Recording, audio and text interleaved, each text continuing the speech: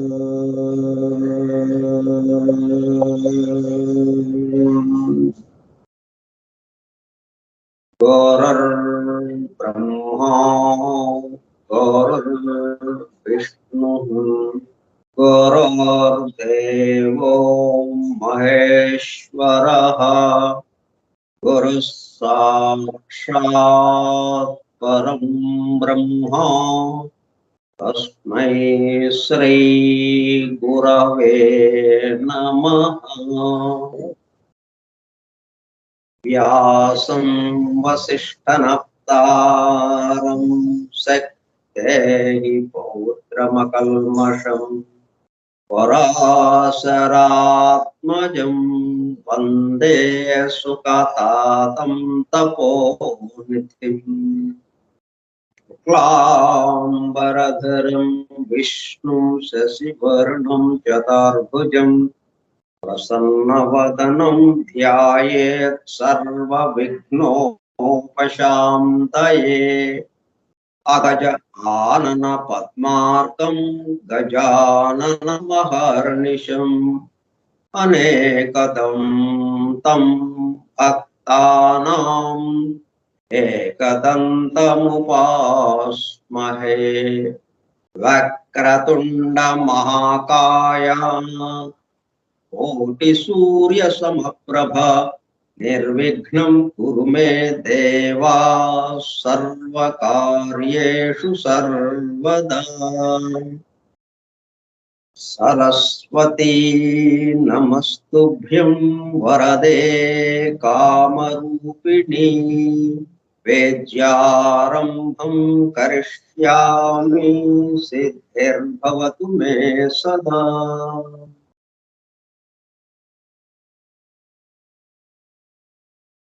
ॐ भूर्भुवः स्वः ॐ तत्सवितुर्वरेण्यं भर्गो देवस्य धीमहि धियो यो नः प्रचोदयात्।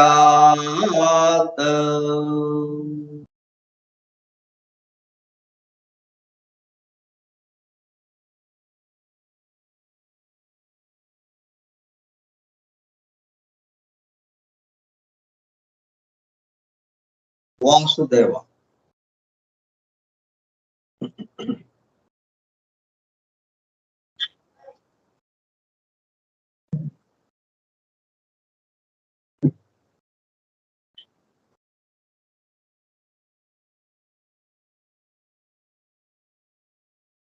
Forum for Truth Seekers Satyalveshakula Brundam.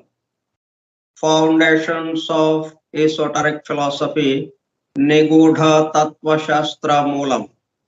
From the writings of H.P. Blavatsky, arranged with a foreword and notes by M.T.H. Hoskins. Grantha Patanamu, Adhyayanamu, Avagahana, ఆత్మదర్శనము కార్యక్రమం 48వ పాఠము 13/7/2022 బుధవారము సాయంత్రం 4:30 గంటలు. నిగూఢ తత్వశాస్త్ర మూలము స్కైప్ గ్రూపులో సుదూర ప్రాంతాలలో ఎవరింట్లో వారు హాయిగా విశ్రాంతి తీసుకుంటూ ఏకకాలంలో ఒకేసారి ఏమి చేస్తున్నాము? వింటున్నాము.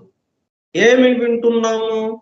శాస్త్ర సాంకేతిక రంగములలో ఎంతో వేగముగా పురోగమిస్తున్న ప్రస్తుత కాలంలోని మానవాళి అదే వేగముతో ఆధ్యాత్మిక రంగంలో కూడా పురోగమించుటకు వీలుగా ప్రపంచంలోని అన్ని జాతుల మతముల పవిత్ర గ్రంథములలో పొడుపు కథల రూపంలో అర్థము అయి అవనట్లుగా ఉన్న సృష్టి రహస్యములను బహిర్గతం చేసి మానవాళికి అందించి వాటి అవగాహన ద్వారా ఆత్మ దర్శనము పొందుట అను దివ్య ప్రణాళికను అమలు చేయుటకు పరమ గురువులచే ఎన్నుకొనబడిన మేడం హెలెనా పెట్రోనా బ్లావెట్స్కీ తన జీవిత కాలమంతా శ్రమించి తన మాతృభాష కాని ఇంగ్లీషు భాషలో అత్యద్భుతముగా మానవాళికి అందించిన Isis Unveiled, the secret doctrine, the voice of the silence,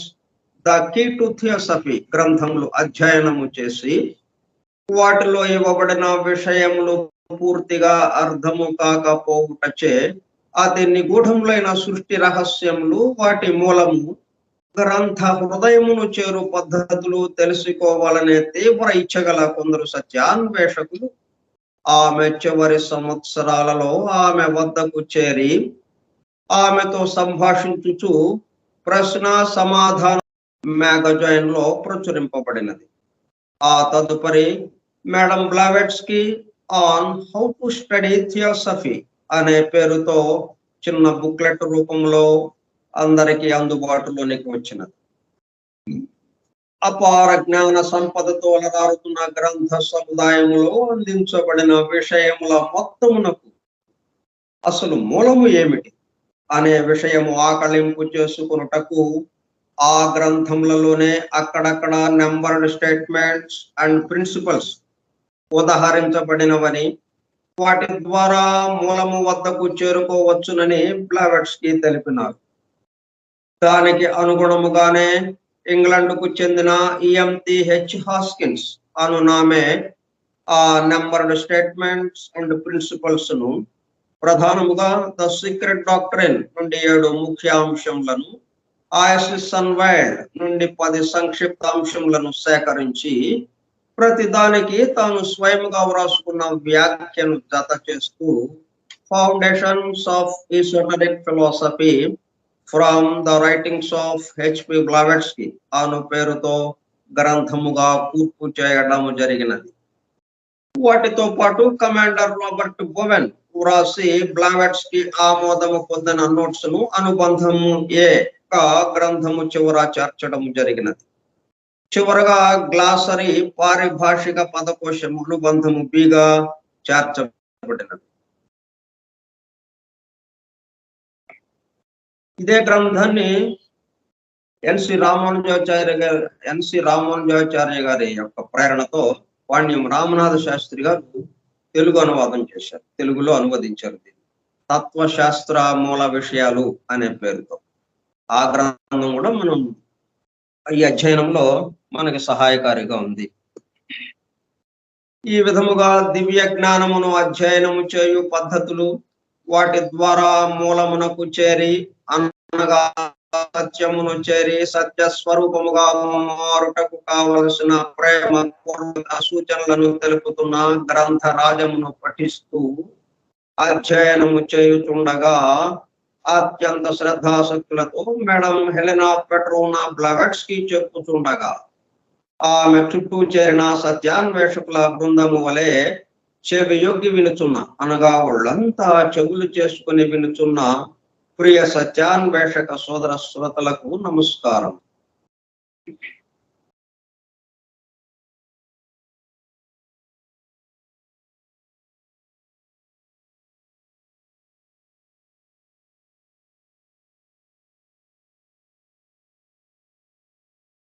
ఈరోజు విశేషమైన రోజుగా ఉన్నది. ఆషాఢ పూర్ణిమ, గురు పూర్ణిమ. వ్యాస పూర్ణిమ, లాగా అనేక పేర్లతో మొదలైన పేర్లతో వ్యవహరింపబడుతున్నటువంటి గురు పూర్ణిమ ఈరోజు. దాని గురించి కొన్ని విషయాలు ముచ్చటించుకుని మనం, ఎందుకంటే మనం పండుగలు కానీ పర్వదినాలు కానీ వస్తున్నప్పుడు మనం ఇలాగ అధ్యయనం చేస్తున్న రోజున ఏదైనా పర్వదినం తటస్థపడినప్పుడు, ఏదైనా పండుగ తటస్థపడినప్పుడు దాని గురించి కొంత వివరించుకుని మనం మన అధ్యయన కార్యక్రమంలోకి వెళ్ళడం సంప్రదాయంగా ఉంది. ఎందుకంటే మన చుట్టూ జరుగుతున్నది దేన్ని కూడా మనం వదిలేది లేదు అన్నట్టుగా అన్నమాట. ప్రతిదీ మనకు అన్వయించుకుంటూ ఆ దాంట్లో ఉన్నటువంటి విశేషం ఏమిటి, అది మన యొక్క అధ్యయనం, మనం చేస్తున్నటువంటి అధ్యయనానికి ఉన్న సంబంధం, ఇట్లా సమన్వయం చేసుకుంటూ మనం వివరించుకుంటూ ఉన్నాం. అట్లాగే ఈ రోజు యొక్క విశేషాన్ని కొద్దిగా వివరించుకుని మనం మన కార్యక్రమంలోకి వెళ్దాం, అధ్యయన కార్యక్రమంలోకి.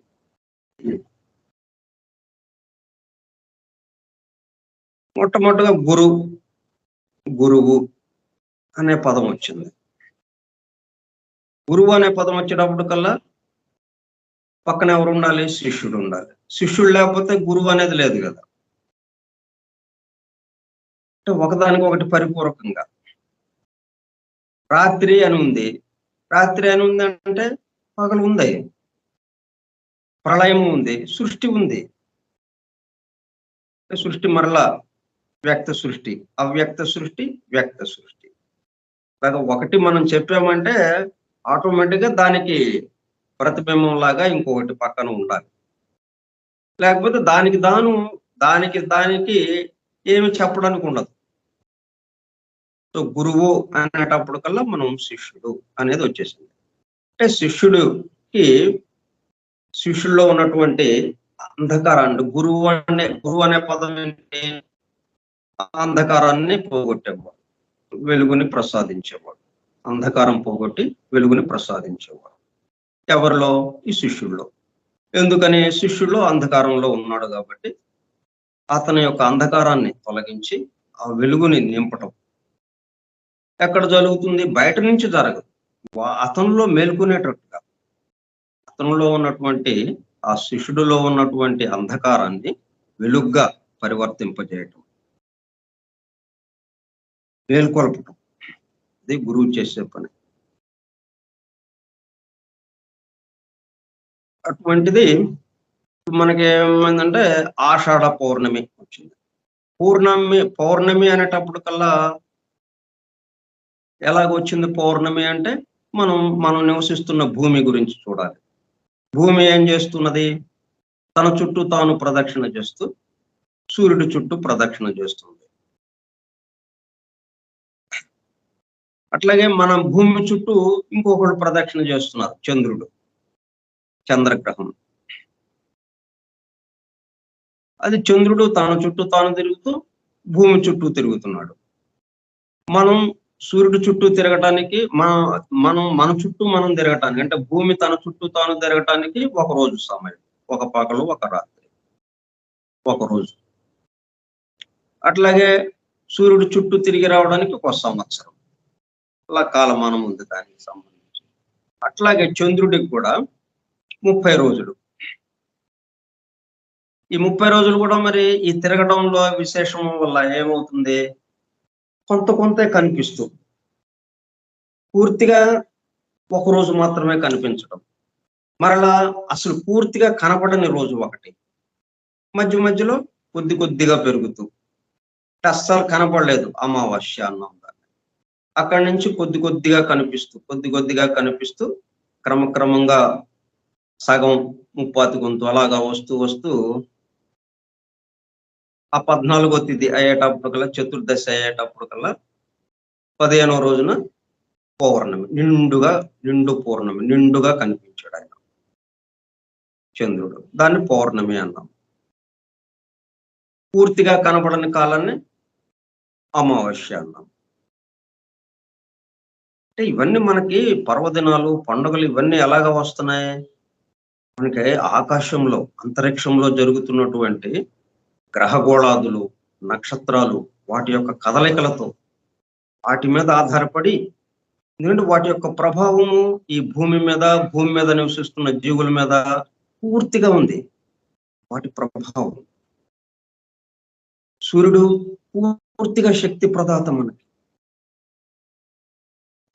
చంద్రుడు ఇక్కడ వృక్షాలు, జంతువులు, వీటికి సంబంధించి వృక్షాలు పెరగటానికి, మొత్తం జీవం మరల పునరుత్పత్తికి అవకాశంగా ఉంది చంద్రుడి వల్ల. ఇట్లా ప్రతి వాళ్ళు ఒక్కొక్కటి మనకి ప్రభావం చూపిస్తున్నారు. అందువల్ల మనకి పౌర్ణమి పూర్తిగా మనకి చంద్రుడు అంటే మనకి ఇంకోటి ఏంటి, సూర్యుడి యొక్క కాంతి తన మీద పడగా ప్రతిఫలింపజేసి భూమి మీదకి దాన్ని పంపించడం. పౌర్ణమి రోజున ఏం జరుగుతుంది, పూర్తిగా ప్రతిఫలింపజేస్తున్నాడు. మిగతా రోజుల్లో కొద్దిగానే ప్రతిఫలింపజేస్తున్నాడు. కొద్దిగా ప్రతిఫలింపజేయడానికి, పూర్తిగా ప్రతిఫలింపజేయడానికి మరి తేడా ఉంది కదా. ఇట్లా పౌర్ణమి దాంతో పాటు పౌర్ణమి చంద్రుడు మనోకారకుడు, మనస్సు మీద మనకి ప్రభావం చూపిస్తుంటాడు. ఈ భూమి మీద ఉన్నటువంటి జీవులందరి మీద, వారి యొక్క మనస్సు మీద ప్రభావం చూపిస్తుంటాడు. మనస్సు ఆ రోజు ప్రశాంత చిత్తంగా ఉంటుంది. అంటే నిండు ఆ వెన్నెలని మన మీద నిండు వెలుగుని, పూర్తి వెలుగుని మన మీద ప్రతిఫలింపజేసేటప్పుడు కల్లా మనస్సు కూడా పూర్తి వెలుగుతో ప్రశాంతంగా ఉండడానికి అవకాశం ఉంటుంది. ఏదైనా విషయం గ్రహించడానికి పూర్తి అవకాశంగా ఉంటుంది. ఆ రోజున ఎన్నుకున్నారనమాట. ఆ రోజున ఎన్నుకుని ఏం చేశారు, మనం పురాణ పురుషుడు చదువుకున్నప్పుడు ఈ వ్యాసుల వారిని జగద్గురువుగా ఆచార్యత్వం వహించడానికి పరాశరుల వారు నియమించడం, ఆ విషయాలన్నీ మనం ఆ రోజు చదువుకున్నాం, ఆ రోజు పఠించాం, విషయాలు చెప్పుకున్నాం.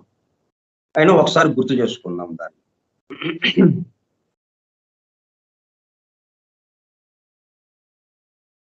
హిమాలయ పర్వతాల్లో ఈ గురువులందరూ సప్తర్షులు ఆ హిమాలయ పర్వతాల్లో తిరుగుతూ ఉండగా శైలపుత్రి తటస్థపడి వారితో ఇలాగన్నదనమాట.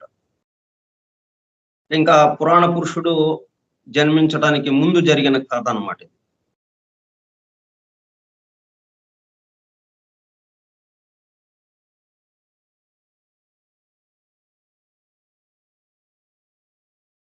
నేటి నుండి ఇచ్చటిని 7 దినములు నారద మహర్షి చెప్పిన సామమయ సప్తాహ యజ్ఞమును దీక్షతో నిర్వహింపుడు. 7వ దినము ఆషాఢ పూర్ణిమ. ఈ దీక్షకు ఫలితముగా ఆనాడు కృష్ణద్వైపాయనుడు జగద్గురుత్వమును స్వీకరించును. పరాశరుల ఆశీస్సులతో నతడు లోకమునకు గురువు కాగా ఈ పర్వదినము గురు పూర్ణిమగా ప్రసిద్ధికెక్కును. పురాణ పురుషుని మార్గమును చక్క చేసి అతని పురాణ కథను అజరామరముగా రచించి వ్యాసుడు భూమిపై నిలుపగలడు. శైలపుత్రి చెప్పిన విషయం అన్నమాట. అప్పటి నుంచి వాళ్ళు 7 రోజుల పాటు సప్తాహ దీక్ష చేసి ఆ చివరి రోజున ఆషాఢ పూర్ణిమ రోజున ఈయన్ని జగద్గురుత్వం స్వీకరిస్తారు వ్యాసుల వారు. ఇక ఆ రోజు నుంచి మనం గురు పూర్ణిమగా మనం చెప్పుకుంటున్నాం. అంతకుముందు అట్లా లేదు. ఈ వ్యాసుల వారు ఎప్పుడైతే జగద్గురుత్వము స్వీకరించారో ఆ రోజు నుంచి మనం వ్యాస పౌర్ణమిగా మనం చెప్పుకుంటూ వస్తున్నాం. గురు పౌర్ణమిగా, వ్యాస పౌర్ణమిగా. అంతకుముందు ఎలా ఉండదో మనకి అది తెలియదు. ఆ రోజు నుంచి మనకు వచ్చింది.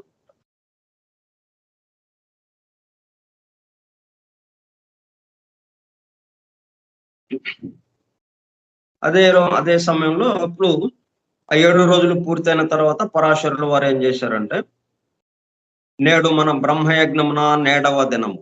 నేటితో నారద మహర్షి శాసించిన దీక్ష పూర్తి అయినది. నేటి రాత్రి వినిపించు వేద ఘోషతో విష్ణు పురాణ సంహిత పరిపూర్ణమగు. నేనిక తిరిగి రాను. వలసినప్పుడు శ్రావస్తి గుహాముఖమున రావి చెట్టు నుండి నిర్మాణ కాయుడనై కనిపించును. రేపు ఆషాఢ పూర్ణిమ. రేపటి నుండి వ్యాసుడు వేద విద్యకు జగద్గురువుగా ఆధిపత్యము వహించును. ఒకరోజు ముందు చెప్పింది అనమాట.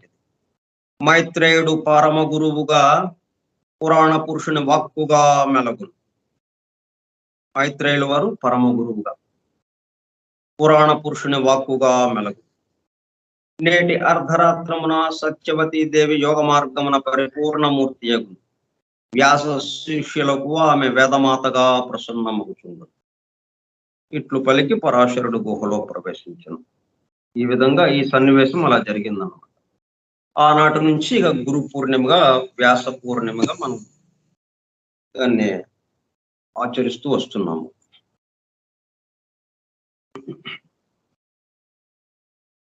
సరే, గురువు యొక్క అవసరం ఏంటి అనేది మనం ఏమైంది,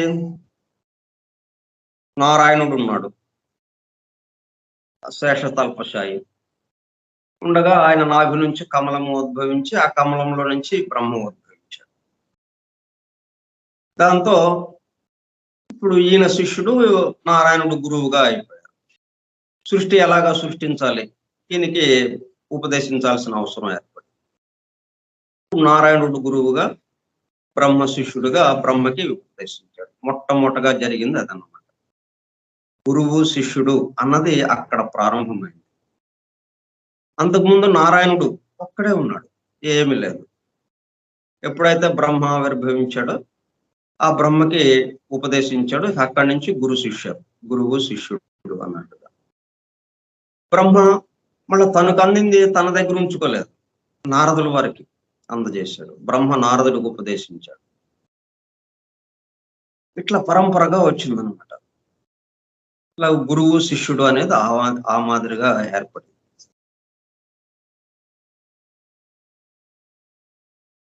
ఇంకా ఏంటంటే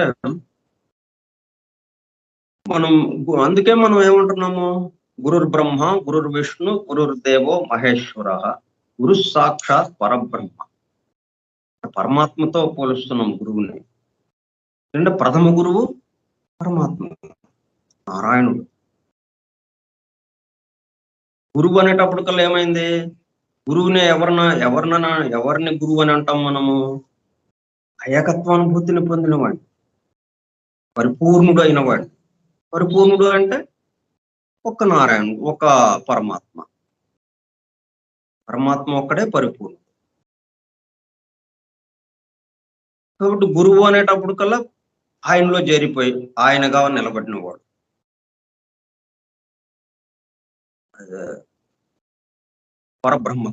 పరమాత్మగా నిలబడ్డవాడు. గురువు అని ప్రత్యేకంగా తను సొంత ఇదిగా విడిగా అనేది లేదు ఇంకా. అందువల్ల ఆయన్ని స్మరించుకుంటూ ఆయన్ని ప్రార్థించడం వల్ల ఏం జరుగుతుంది, ఆయన ఎక్కడున్నాడు, పరమాత్మలోనే ఉన్నాడు. ఆయన పరమాత్మగా ఉన్నాడు. కాబట్టి మనం పరమాత్మని ప్రార్థించినట్టు అవుతుంది. పరమాత్మగా మనం కూడా పరమాత్మగా మారడానికి అవకాశం ఉంటుంది. అందులో గురువు బ్రహ్మ విష్ణు పరమేశ్వర స్వరూపుడు అన్నారు. గురువు అనుగ్రహం ఉంటేనే భగవంతుడు అనుగ్రహం లభిస్తుంది. అంటే భగవంతుడిని దర్శించాలంటే ముందుగా గురువును సేవించాలి, గురువు అనుగ్రహాన్ని పొందాలి. అంటే నేరుగా మనం పరమాత్మతో కమ్యూనికేట్ చేయలేం కాబట్టి మధ్య వారధిగా ఈ గురువు ఉంటున్నాడు. ఆయా మతాలకే కాదు, సర్వ సగుణ నిర్గుణ పరాశక్తులకు అతీతమైనదే సద్గురు స్వరూపం. ఇనుప ముక్కను బంగారంగా మార్చే పరుసవేది గురువు. అలాగని గురువును పరుసవేదితోనే పూర్తిగా పోల్చడానికి వీలు కాదు. గురువు అంతకు మించినవాడు. యోగి అయిన వాడు లోకహితార్థమై ఒక వంక తపస్సు, మరొక వంక శిష్యులకు శిక్షణ, ఇంకొక వంక ఆశ్రిత రక్షణ నిర్వహిస్తూనే కర్తవ్యాన్ని బాధ్యతాయుతంగా ఎలా నిర్వహిస్తాడో వేదవ్యాసులు శంకర భగవత్పాదులు ఆచరించి చూపారు. వేదవ్యాసుల తర్వాత మనకి శంకర భగవత్పాదులు ఈ మధ్య కాలంలో. అదే రీతిలో వైరాగ్యం అంటే బాధ్యతలను వదిలిపెట్టడం కాదని, వ్యామోహపడకుండా బాధ్యతలను పరిపూర్ణంగా నిర్వహించడం అనే సందేశాన్ని ఈ సమాజానికి అందించారు. ఇది గురువు అంటే. వైరాగ్యం అంటే బాధ్యతలను వదిలిపెట్టడం కాదని, వ్యామోహపడకుండా బాధ్యతలను పరిపూర్ణంగా నిర్వహించడం అనే సందేశాన్ని ఈ సమాజానికి అందించారు. ఇక గురు పూర్ణిమ విషయానికి వస్తే, భారతీయ సంప్రదాయంలో శ్రీకృష్ణుడు గీతోపదేశం ద్వారా జగద్గురువు అయితే, శక్తివంతమైన సంస్కృతిని, దానికి అవసరమైన విశాల విజ్ఞానాన్ని సృష్టించిన వ్యాసుడు, దానిని ఆ తర్వాత కాలంలో పరివ్యాప్తం చేసిన శంకర భగవత్పాదుల వారు కూడా లోకానికి గురువులే. ప్రపంచానికంతటికీ భారతదేశం గురుస్థానంలో ఉంది. దానికి కారణం వేదాలు, ఉపనిషత్తులు, మహర్షులు అందించిన అపారమైన విజ్ఞానం. సాక్షాత్తు భగవంతుడైన శ్రీకృష్ణ భగవానుడు జ్ఞానులైన గురువులను ఆశ్రయించి వినయంతో ప్రశ్నించి భగవంతుడిని దర్శించాలని తెలియజేశాడు. ఈ రోజు ప్రపంచమంతా పఠిస్తున్న భగవద్గీతని 700 శ్లోకాలుగా విభజించిన క్రాంతిదర్శి వ్యాస భగవాన్ అటువంటి ఎందరో మహనీయులు, మహాత్ములు జన్మించిన ఈ భారతావనిలో ఆదిశంకరాచార్యుల పరంపరలో ఉన్నవారు. చాతుర్మాస వ్రతం కూడా ఈ రోజు నుంచి ప్రారంభించడం అనేది ఒక సంప్రదాయం ఉంది. తొలి ఏకాదశి లేదా గురు పూర్ణిమ నాడు ఒక దీక్షగా తీసుకుంటారు. 4 నెలల పాటు లేదా కాలానుగుణంగా వేదంలో చెప్పిన పద్ధతిగానే 4 పక్షాలుగా స్వీకరించి 2 నెలలు దీక్ష వహించడం అనేది జరుగుతున్నది. అదొక పద్ధతి. ఈ మాదిరిగా మనం గురువుని స్మరించుకోవటం ద్వారా ఆ పరమాత్మ తత్వాన్ని మనం పొందటానికి, ఆ అనుభూతి పొందటానికి మనల్ని అనుగ్రహించమని ఆ గురువుని ప్రార్థిస్తాం. మన కార్యక్రమంలో పోతాం. ఈ 6 నెంబర్డ్ ఐటమ్స్ లో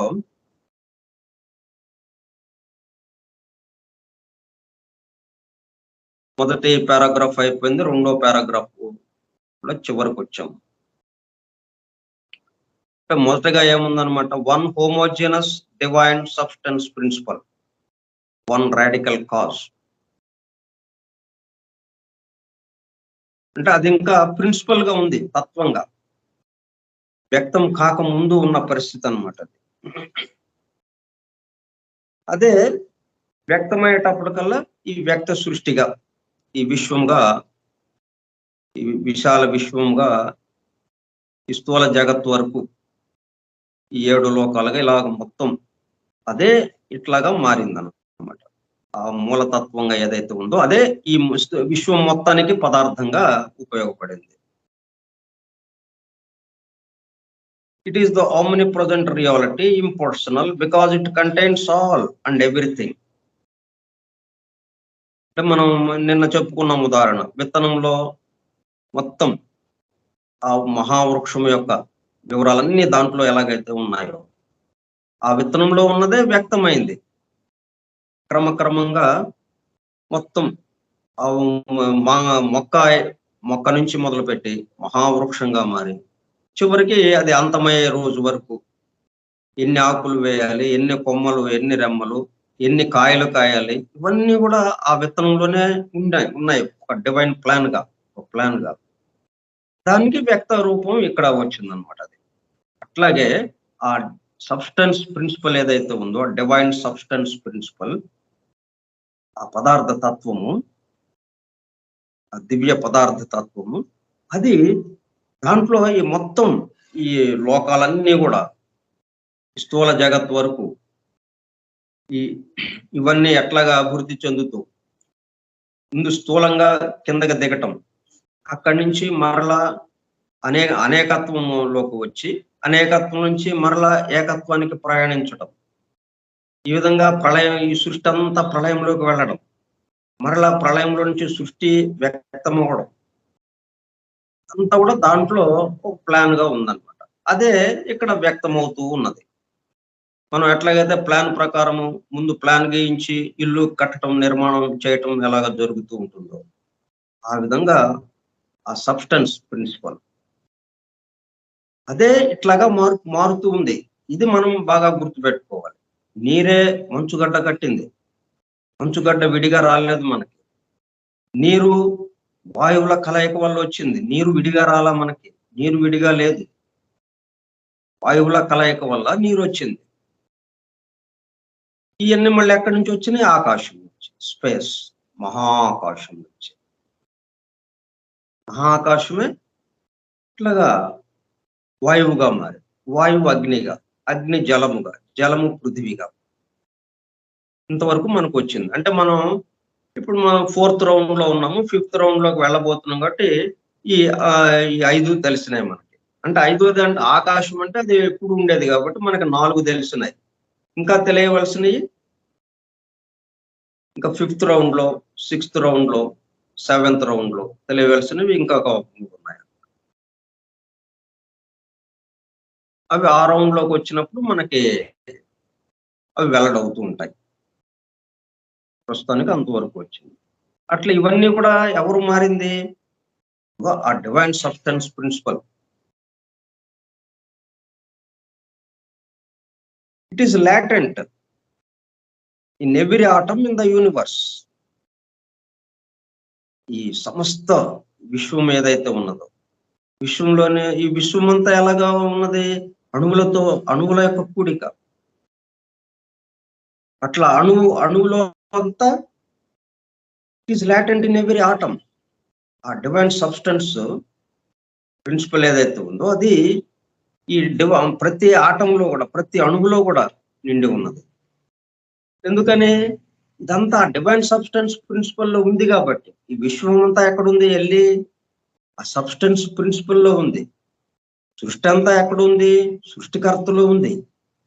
సృష్టికర్తలో ఉంది కాబట్టి సృష్టికర్త కూడా ఈ సృష్టిలో ఉన్నాడు. లేకపోతే సృష్టిలో ఉండడు ఆయన. సృష్టి ఆయనలో ఉంది కాబట్టి ఆయన సృష్టిలో ఉండటం సంభవించింది. అట్లాగే ఈ డివైన్ సబ్స్టెన్స్ ప్రిన్సిపల్, ఆ మూల తత్వం ఏదైతే ఉందో, ఆ ప్రకృతి తత్వము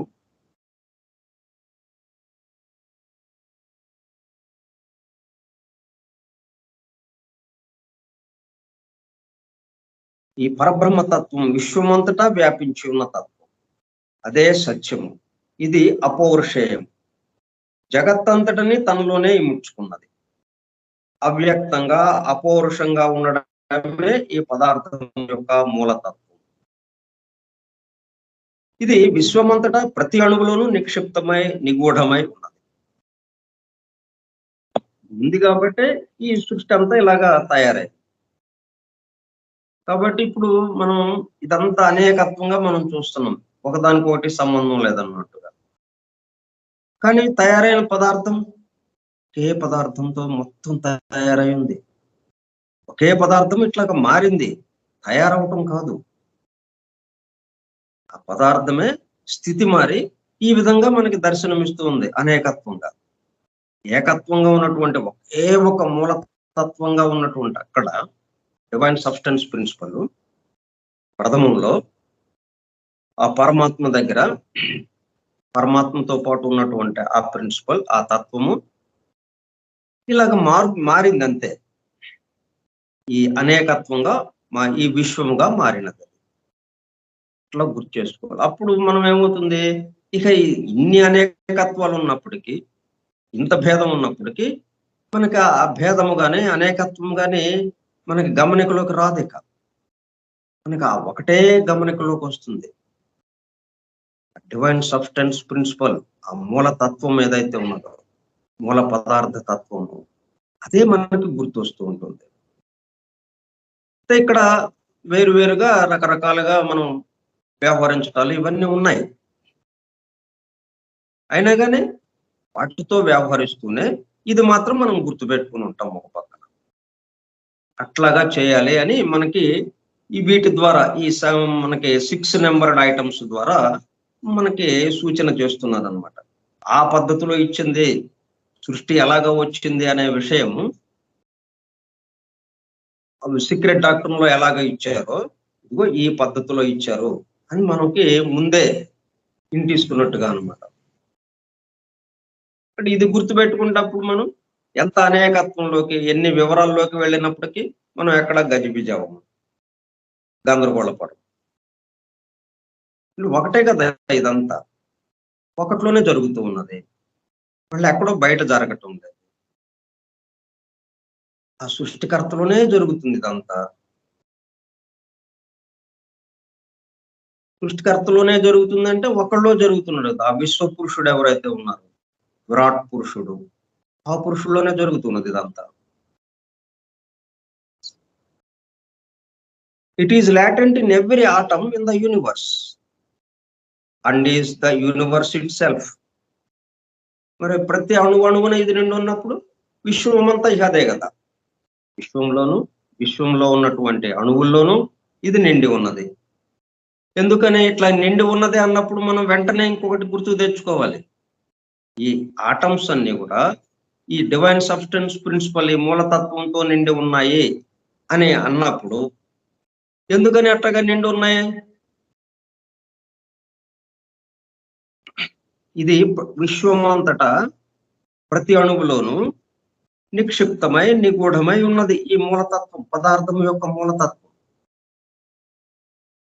అంటే ఆ పదార్థం యొక్క మూలతత్వంలో మనం ఈ అణువులు ఉన్నాయి కాబట్టి, ఆ పదార్థం యొక్క మూలతత్వంలో ఈ అణువులు ఉన్నాయి కాబట్టి అణువుల్లో కూడా ఆ మూలతత్వము ఉన్నది.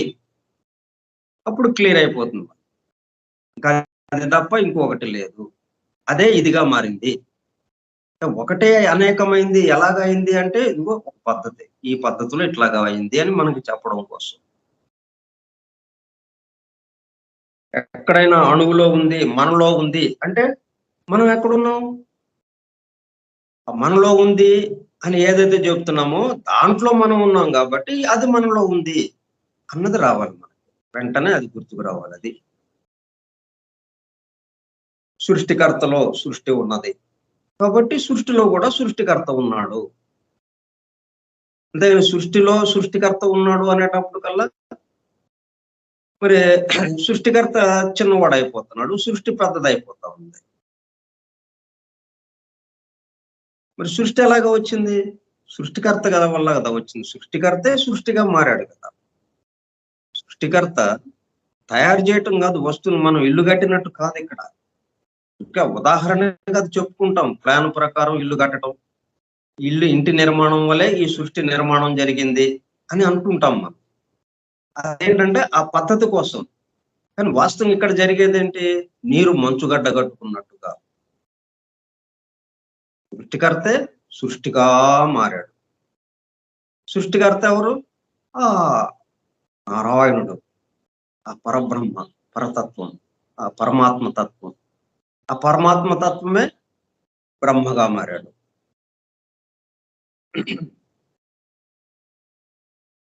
అంటే చివరికి ఏమైందనమాట?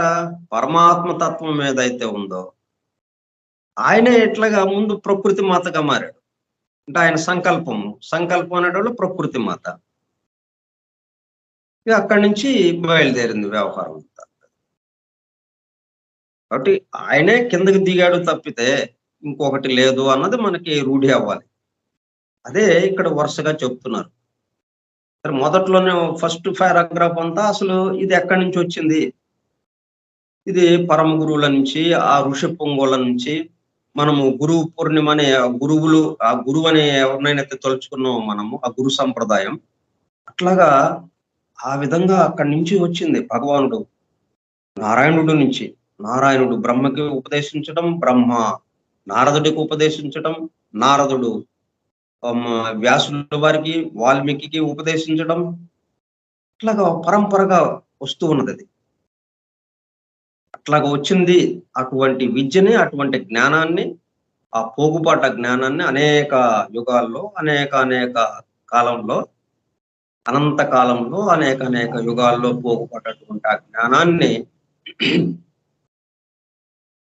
ఈ సీక్రెట్ డాక్టర్లోకి మనం తీసుకొచ్చాము అన్నది మనకి మొదటి పారాగ్రాఫ్ లో చెప్పారు. తర్వాత రెండో పారాగ్రాఫ్ లో ఇప్పుడు మనం చదువుకున్నది ఏంటంటే, మొట్టమొదటగా one homogeneous divine substance principle ఉన్నది. వన్ రాడికల్ కాజ్ అంటే కారణం లేని కారణం. ఇక దానికి కారణం లేదు. ఇక మిగతా అన్నిటికీ కారణం ఉంది. మనం దేన్ని చూసుకున్నా ముందు ఎఫెక్ట్, దానికి కారణం ఏంటని, కాజ్ ఏంటని చూస్తే ఆ కాజ్ దగ్గరికి వెళ్ళాం. మళ్ళీ దాన్ని ఆలోచించేటప్పుడు ఎఫెక్ట్ అయింది, దానికి కాజ్ వేరే ఇంకొకటి ఉంది. అట్లా వెనక్కి వెళ్ళినప్పటికల్లా ఒక చోట ఆగిపోయాం. ఇక దానికి కాజ్ లేదు, కాజ్లెస్ కాజ్. అక్కడి నుంచి బయలుదేరింది one homogeneous divine substance principle. ఆ మూల పదార్థ తత్వం ఒకటి ఉన్నది, అదే వ్యక్త సృష్టిలోకి మారింది, వ్యక్త సృష్టిగా మారింది. అందువల్ల ఏమైంది, ఇప్పుడు it is latent in every atom in the universe. ఈ వ్యక్త సృష్టిలో, ఈ విశ్వంలో ప్రతి అణువులోనూ అది నిండి ఉన్నది. కాబట్టి మనం కొన్ని అణువులతో ఉన్న ఒక వస్తువు, కొన్ని అణువులతో ఉన్న ఇంకొక వస్తువు, ఈ రెండు వస్తువుల మధ్యన మనకి తేడా కనిపిస్తున్నది. అలాగే ఇద్దరు మనుషుల మధ్యన తేడా కనిపిస్తున్నది మనకి. కానీ ఆ అణువులన్నీ దేంతో ఉన్నాయి? ఆ మూల పదార్థ తత్వంతో ఉంది. ఇట్లా మనం ఈ విశ్వం మొత్తం చూసుకుంటే, ఆ నెబ్యులా అనే, అలాగే పాలపుంత, గెలాక్సీలు, నక్షత్ర మండలాలు, ఎన్నెన్నో నక్షత్రాలు, కోటాను కోట్ల నక్షత్రాలు, తారకలు, ఇవన్నీ వచ్చేసి సూర్యుడు, గ్రహాలు, ఈ సౌర కుటుంబము, ఇటువంటి కుటుంబాలు ఎన్నున్నాయో ఇదంతా కలిపి ఒక విశ్వంగా, ఒక మహావిశ్వంగా ఉంది.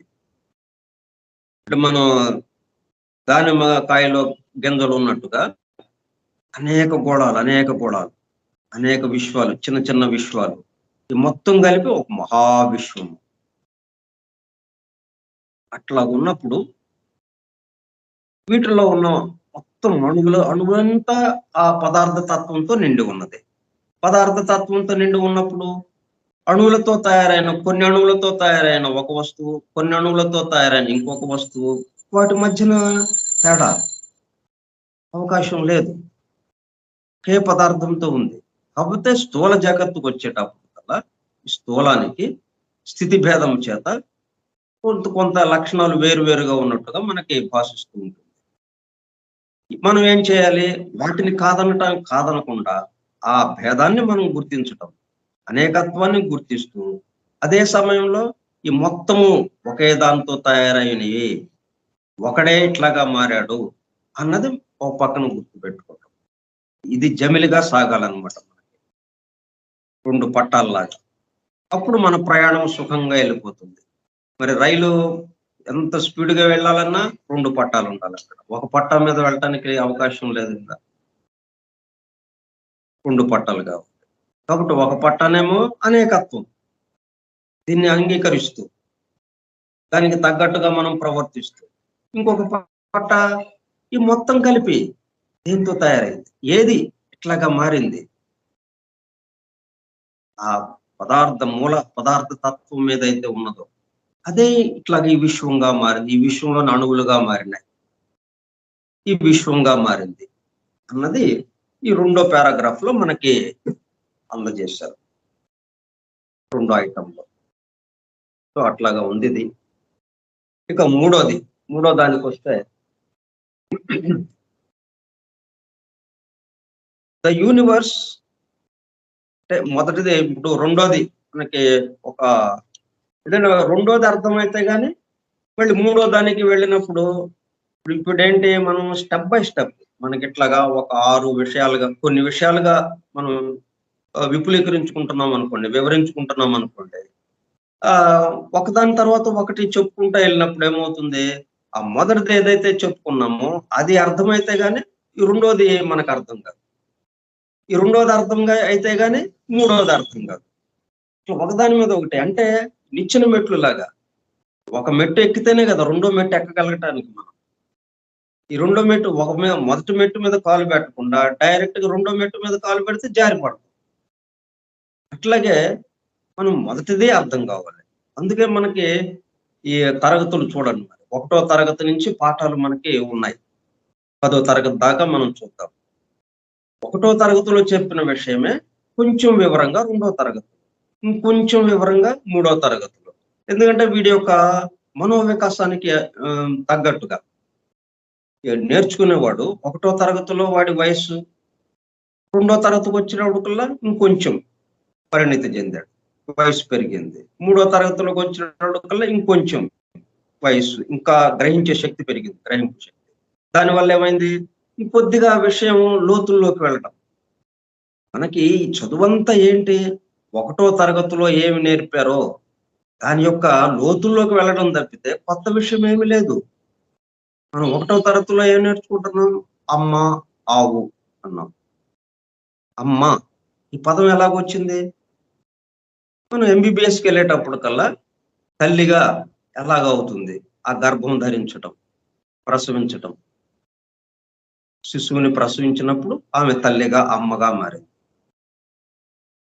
ఆ అమ్మ అనే పదం మనకి ఎక్కడ పరిచయం చేశారు? 1వ తరగతిలోనే కదా పరిచయం చేశారు. అమ్మ. ఆ అమ్మను చూపిస్తూ ఆ బొమ్మ ఏమేశారు? మరి చంకలో ఒక చిన్న పిల్లోడిని ఎత్తుకున్నట్టుగా బొమ్మ వేశారు అక్కడ మనకి. దాని వివరణ లోతుల్లోకెళ్ళి ఇది ఎలా జరుగుతుంది? ఈ అమ్మ అనే పదం ఎలాగా వస్తుంది? ఆమెను అమ్మ అని ఎప్పుడు అంటాం? ఎలాగంటాం? ఇదిగో అక్కడ మనకి ఎంబీబీఎస్‌లో అక్కడ వచ్చింది మనకి. అట్లాగా అన్నీ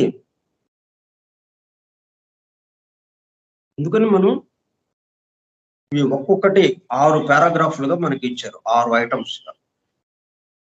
అయితే ఒకదానికి సంబంధించి ఇంకొకటిగా ఉంటుందన్నమాట. ఇప్పుడు రెండో దాంట్లో మనకేమిచ్చారు? విశ్వానికంతటికి మూలాధారమైన తత్వము ఒక్కటి ఉన్నది. ఈ వ్యక్త సృష్టి. వ్యక్త సృష్టి అంటే అవ్యక్త సృష్టి కూడా. మనము పగలు గురించి చెప్పుకున్నాం అనుకోండి, రాత్రిది కూడా దాంట్లో చేరి ఉంటుంది. పగల వరకు వేరు, రాత్రి వరకు వేరు కాదు. అంటే 2 కలిసి ఒక రోజు కదా మనకి. అట్లాగే సృష్టి, విశ్వము, ఈ వ్యక్త సృష్టి అన్నామంటే అవ్యక్త సృష్టి కూడా ఉంది దాంట్లోనే. 2 కలిపి అన్నమాట. ఆ సగం సగంగా ఉంటుంది. అవ్యక్త సృష్టి, వ్యక్త సృష్టి. ఈ 2 కలిపి ఆ విశ్వం దానికి అంతటికి మూలాధారమైన తత్వము ఒక్కటి ఉన్నది. జగాలన్నీ దాని వైపుకే మొగ్గుతూ ఉన్నాయి. అంటే అది కేంద్రంగా ఉంది. కేంద్రం నుంచి అలాగా ఒక్కో సమయంలో ఎమర్జ్ అవుతున్నది. బాహ్యానికి వెలుపలికి వస్తూ ఉన్నది. మరలా లయమైపోతూ ఉన్నది. అన్ని తత్వాలు, శాస్త్రాలు దాన్ని తెలుసుకునేందుకే ప్రయత్నిస్తున్నాయి. అదే బ్రహ్మ పదార్థం. అదే జగత్ కారణం. కారణం లేని కారణం. కారణాలన్నిటికీ కారణమైంది. ఈ సృష్టిలో ఎన్నెన్ని కారణాలు ఉన్నాయో వాటన్నిటికీ కారణమైంది. ఈ జగత్తు రావడానికే కారణమైంది. దానికి కారణం లేదు. తనే కారణం. కొందరు ప్రతిభావంతులైన యోగి పుంగవులు తాత్విక, తార్కిక ధోరణుల ద్వారా సర్వ కారణాలకు కారణమైన అకారణమై వెలుగొందుతున్న పరతత్వం ఉండేందుకు అవకాశం కలదని నిర్ధారించుకున్నారు. ఈ గురు శిష్య సంప్రదాయంలో ఒకళ్ళ నుంచి ఒకళ్ళకి అందింది అది. ఎక్కడి నుంచి అందింది? నారాయణుడి నుంచి అందింది. నారాయణ నుంచి సృష్టికర్త బ్రహ్మకి, బ్రహ్మ నుంచి నారదుడికి, నారదుడి నుంచి వ్యాసుడు వాల్మీకులకు, వాళ్ళ నుంచి ఆ వ్యాసుడి నుంచి ఆయన శిష్యులకి అలాగా అందింది. వాళ్ళకి తెలిసిన విషయం ఏంటంటే ఒకటి పరతత్వం, అకారణమై వెలుగొందుతున్న పరతత్వం ఉండేందుకు అవకాశం కలదని నిర్ధారించుకున్నారు. ఈ తత్వం వస్తుసార తత్వం అంటే సబ్స్టెన్స్ ప్రిన్సిపల్. అవ్యక్త స్థితిలో ఇది తత్వముగాను ప్రిన్సిపల్ గా, వ్యక్తమైనప్పుడు వస్తువుగాను సబ్స్టెన్స్ గా భాషిస్తుంది. అనాది, అనంత, అవ్యక్త, గోచరము, అగోచరము అయిన ఆకాశం ఇది. స్పేస్, ఈ మహా ఆకాశం ఏదైతుంది స్పేస్, ఇదంతా దాంతో నిండి ఉన్నది. స్పేస్ తో ఈ పరబ్రహ్మ తత్వం విశ్వమంతటా వ్యాపించి ఉన్న తత్వం. అదే సత్యము. ఇది అపౌరుషేయం. అపౌరుషేయం అంటే మనం మనం చేస్తే చేయబడింది కాదు. దాని చేత మనం చేయబడ్డాం. అలాగే వేదాలు అపౌరుషేయములు అంటారు. అంటే వేదాలు మనం రాసినవి కావు. అవి అందింపబడ్డాయి. మనకు అందింపబడితే ఆ వేదము, ఆ సత్యం మనకు అందింపబడితే దాన్ని వేదముగా గ్రహించి దాన్ని వేద గ్రంథాలుగా మార్చుకున్నాం. అంటే అంతకుముందు ఒకళ్ళ నుంచి ఒకళ్ళకి మౌఖికంగా వచ్చినాయి అలాగా. తర్వాత ఈ గ్రంథాలుగా మనం తాటాకులతో రాయడం, తాటి ఆకుల మీద లిఖించడం వచ్చిన తర్వాత తాటి ఆకుల మీద లిఖించడం, ప్రింటింగ్ వచ్చిన తర్వాత ఈ ప్రింటింగ్ పేపర్ మీద ప్రింట్ చేయటం ఇలాగా జరిగింది. ఏమైనప్పటికీ ఇది అపౌరుషేయం, అంటే మనకి అందింపబడ్డాయి. ఎక్కాలు ఉన్నాయి, ఎక్కాలు మనం కనుక్కోలేదు కదా, సృష్టిలో ఉన్నాయి అవి లాటెంట్ గా. దాన్ని బహిర్గతమై మనకు మనం దర్శించాము వాటి. అందుకని వీటన్నిటిని అపౌరుషేయం అంటాం. పౌరుషేయం అంటే మనం తయారు చేసి, మనం చెప్పి, మనం కొత్తగా ఏదైనా సృష్టించి ఇట్లాగా చేస్తే దాన్ని పౌరుషేయం అని. ఇవన్నీ మనం చేసినవి కాదు కాబట్టి, వాటితో మనం చేయబడ్డాం కాబట్టి ఇవన్నీ అపౌరుషేయము. అవ్యక్తంగా అపౌరుషేయముగా ఉండడమే ఈ పదార్థం యొక్క మూలతత్వం. ఇది విశ్వమంతటా ప్రతి అణువులోనూ నిక్షిప్తమై నిగూఢమై ఉన్నది. అంటే పదార్థము మూలతత్వము ఒకటి ఉన్నది, పదార్థ తత్వముగా ఒకటి, మూల పదార్థ తత్వముగా, డివైన్ సబ్స్టెన్స్ ప్రిన్సిపల్ గా, దివ్యమైనటువంటి పదార్థ తత్వముగా ఒకటి ఉన్నది. అది ఈ 2వ పారాగ్రాఫ్ లో మనకి ఇచ్చింది. అది ఏమవుతుంది, అది ఎట్లాగా మారుతుంది అనేది మనం తర్వాత వస్తుంది. అయితే అక్కడే ఇది ఉన్నది అంటే మళ్ళీ అయితే ఏంటి మనకని ప్రశ్న వస్తుంది. ఏం జరుగుతుంది దీంతో అని అంటాం కదా మనం. ఇది ఉందండి అని ఆగిపోతే ఏంటి, ఇది ఏంటండి, ఇది ఏం జరుగుతుంది, దీంతో ఏమి చేయొచ్చు, ఇది ఎట్లాగా మార్పు చెందుతుంది, ఇది ఎలా ఉపయోగపడుతుంది మనకి అని ఈ ప్రశ్నలన్నీ మనకు వస్తాయి. అందుకని సందర్భం వచ్చింది కాబట్టి ఈ మూల పదార్థ తత్వము ఎలాగ మారుతుంది అది కూడా ఇక్కడ ఇచ్చారనమాట. ఈ 2వ పారాగ్రాఫ్, ఈ 2వ ఐటంలో, ఈ 2 ఐటంలోనే, సెకండ్ ఐటంలోనే ఈ పదార్థ మూలతత్వము ఒకటి ఉన్నది అది తీర్మానం చేశారు. ఫస్ట్ ఆఫ్ ఆల్ అంటే సృష్టికి ముందు ఏంటి అసలు ఉంది, ఈ సృష్టి ఎక్కడి నుంచి వచ్చిందని కదా మన యొక్క అన్వేషణ. ఎందుకంటే అది సత్యమై ఉండాలి. సత్యాన్వేషణలో మనం ఉన్నాం, సత్యాన్ని అన్వేషిస్తూ వెళుతున్నాం. ఈ విశ్వం గురించి చూస్తే ఇది ఇవాళ ఉండి రేపు కనుమరుగైపోతూ ఉన్నది. ఈ విశ్వం అయితే ఎక్కడి నుంచో వచ్చి ఉండాలి. ఇది అంటే ఈ రోజు కనుమరుగైపోయేది ఏదైనా కానీ శాశ్వతంగా ఉండేవాడు చేస్తేనే అది ఇలా జరుగుతుంది.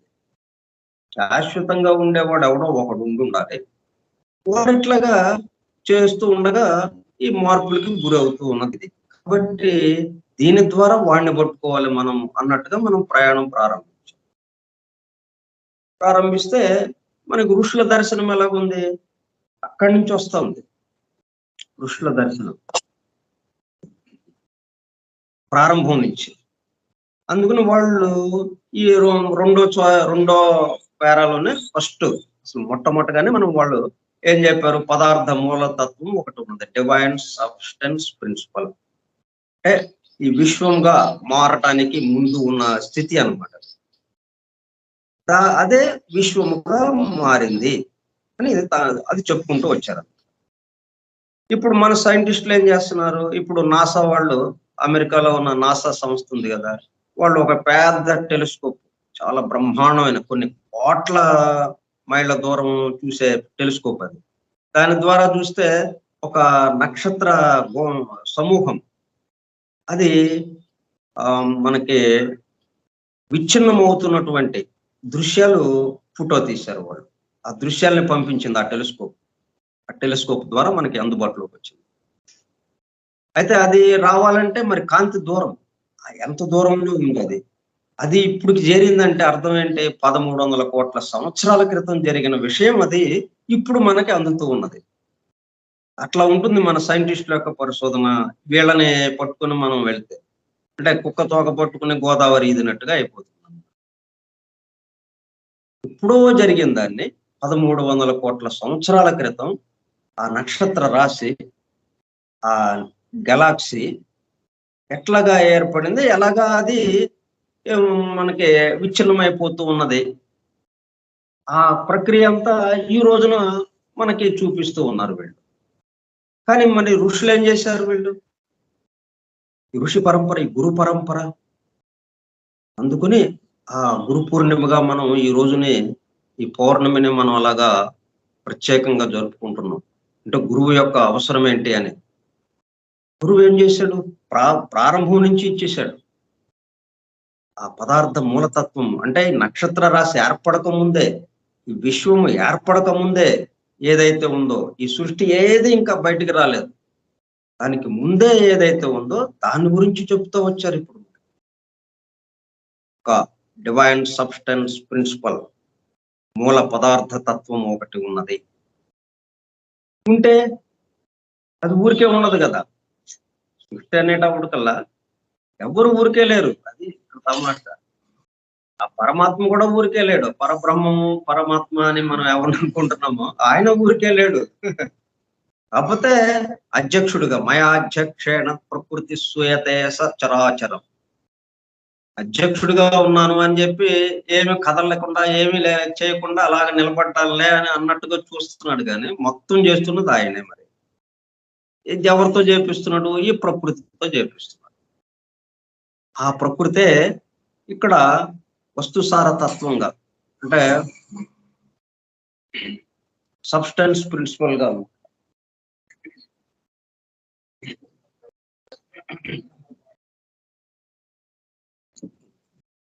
వచ్చింది.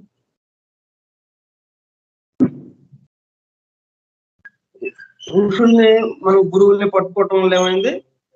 ప్రారంభం మనకి అందింది. అక్కడి నుంచి సృష్టి ఎలాగా వ్యక్తమవుతూ ఉన్నది ఆ విషయం కూడా మనకి తెలుస్తూ ఉన్నది.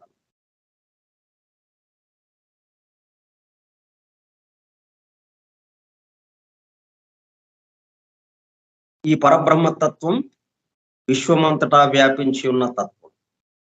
ఇది సృష్టి వ్యక్తమయ్యేటప్పటికల్లా మరి దేంతో నిండి ఉన్నది? ఏది విశ్వముగా వ్యక్తమైంది అంటే ఆ పరబ్రహ్మతత్వమే.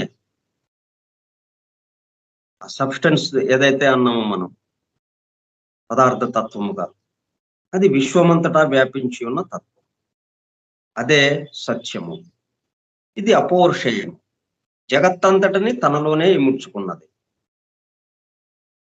అంటే ఈ మొత్తం సృష్టి అంతా ఆ సృష్టికర్తలోనే ఉన్నది అన్నట్టుగా అన్నమాట. అవ్యక్తంగా అపౌరుషేయముగా ఉండడమే ఈ పదార్థం యొక్క మూలతత్వం. అక్కడ ఉన్నప్పుడేమో విశ్వము ఏమి సృష్టి ఏమీ లేనప్పుడు మూలతత్వంగా ఉంటుంది. పదార్థం మూలతత్వంగా ఉంటుంది. విశ్వము వచ్చేటప్పటికల్లా అదే విశ్వముగా ఆవిర్భవిస్తుంది. ఇది విశ్వం అంతటా ప్రతి అణువులోనూ నిక్షిప్తమై నిగూఢమై ఉన్నది. ఇక్కడ 2వ పారాగ్రాఫ్ లో మనకి చెప్పింది ఏంటంటే ఒక పరబ్రహ్మతత్వం అంటే వస్తుసార తత్వం, సబ్స్టెన్స్ ప్రిన్సిపల్, పదార్థ తత్వం, హోమోజెనస్ డివైన్ సబ్స్టెన్స్ ప్రిన్సిపల్ అనేది చెప్పాము. అది ఉన్నది. మనకి 2వ పారాగ్రాఫ్ లో మనకి ఇచ్చింది. అంటే అప్పటికి ఇంకా సృష్టి, విశ్వము ఇవన్నీ ఏది రాలేదు. ఇంకా అదే ఆ తత్వం ఏదైతే ఉందో అదే విశ్వముగా మారుతూ వచ్చిందన్నమాట. సృష్టిగా మారింది అది. కాబట్టి ఈ సృష్టిలో ఉన్నటువంటి ఈ విశ్వంలో ఉన్నటువంటి అణువణువులోనూ అది ఉన్నది. ఎందుకని? ఈ విశ్వమంతా దాంట్లోనే ఉంది కాబట్టి. ఈ విశ్వమే అదే విశ్వముగా మారింది కాబట్టి. నీరు మంచుగడ్డ కట్టుకుంది. ఇప్పుడు నీరు ఎక్కడుంది? మంచుగడ్డ అణువణువులోనూ నీరున్నట్టే కదా! కొత్తగా వచ్చింది ఏముంది మంచుగడ్డలోకి? ఏది రాలేదు. నీరు మొత్తం మంచుగడ్డగా ఉంది అక్కడ. అంటే అణువణువు మంచుగడ్డ యొక్క అణువణువు మొత్తం దేంతో నిండి ఉంది? నీటితో నిండి ఉన్నది. నీరే మంచుగడ్డ కట్టుకుంది. అట్లాగే ఆ పరబ్రహ్మ తత్వం అని మనం ఏది చెప్పుకుంటున్నాం, ఆ సబ్స్టెన్స్ ప్రిన్సిపల్ అదే ఈ విశ్వముగా సృష్టిగా కట్టుకున్నది, సృష్టిగా మారింది. అప్పుడు ఇక్కడ ఉన్నటువంటి మొత్తం ఈ మొత్తం కూడా దానితోనే నిండి ఉన్నది. ఎందుకంటే దానిలోనే ఉన్నాం మనం కాబట్టి, విశ్వమంతా దానిలోనే ఉంది కాబట్టి. ముందు అది మనం ఈ 2వ పారాగ్రాఫ్ లో ఇచ్చారు.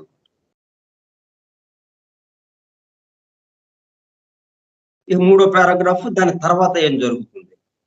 ముందు ఇది మనకు అర్థమైతే ఏది ఉంది అసలు, ఉన్నదేంటి, ఇది ఎట్లాగా మార్పు చెందుతూ వస్తున్నది, ఈ స్థూల జగత్తుకి రావడానికి ఎట్లాగా వస్తూ ఉన్నది అన్నది మనకి తర్వాత పారాగ్రాఫ్ లో వస్తుంది అన్నమాట. అది మనం మూడో పారాగ్రాఫ్, థర్డ్ ఐటము మనం నెక్స్ట్ సోమవారం నాడు చెప్పుకుంటాం. స్వస్తి ప్రజాభ్యః పరిపాలయంతాం న్యాయేణ మార్గేణ మహిం మహిషాః గో బ్రాహ్మణేభ్యః శుభమస్తు నిత్యం లోకా సమస్తా సుఖినో భవంతు లోకా సమస్తా సుఖినో భవంతు లోకా సమస్తా సుఖినో భవంతు. ఓం శాంతి శాంతి శాంతి. ఓపికగా విన్నటువంటి సత్యాన్వేషక సోదర బృందానికి ధన్యవాదములు. Thank you all. Guru Purnima సందర్భంగా ఆ జగద్గురు అయినటువంటి జగద్గుచార్యుడు అయినటువంటి ఆ వ్యాస మహర్షి యొక్క ఆశీస్సులు మనందరి మీద ప్రసరించాలని ఆయన కోరదాం. అలాగే మనం థ్యాంక్ యూ సార్. గురువులు చెప్పినటువంటి విషయాన్ని మనం అనుసరిస్తూ దాన్ని ఆచరిస్తూ వెళ్ళడం వల్ల మనకి ఉపయోగంగా ఉంటుంది. సైంటిస్టులు చెప్పిన దాని వల్ల ఏమవుతుంది, ఎఫెక్ట్స్ కదా, అది ఎఫెక్ట్స్ వల్ల ఎప్పటికప్పుడు మార్పులకి గురి అయ్యే వాటినే వాళ్ళు చెప్తున్నారు. 1300 కోట్ల సంవత్సరాల క్రితం జరిగిన సంఘటన ఈ రోజు చూసి బా అని చెప్పి మరి లొట్టలేస్తున్నారు వాళ్ళు. వా, బ్రహ్మాండమైన పరిశోధన చేసాం మేము అని అంటున్నారు. అలా ఉంటాయి అన్నమాట. కాబట్టి మనం గురువుల్ని అనుసరించడం, అందువల్ల ఈ గురు పూర్ణిమ సందర్భంగా ఈ రోజున మనం ఆ మాదిరిగా గురువుని అనుసరించడము అనేది మనలో అది మేల్కొనాలి. ఓకే.